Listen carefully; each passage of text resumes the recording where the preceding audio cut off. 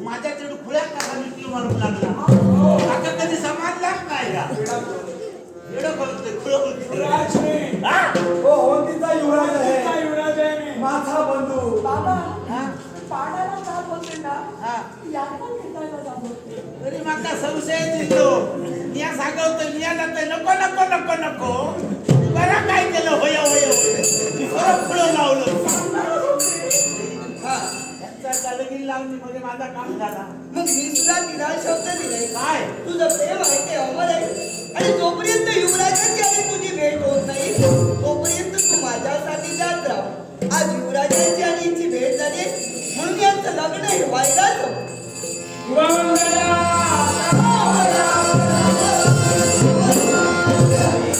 तुझा आशीर्वाद या अखिल विश्वाला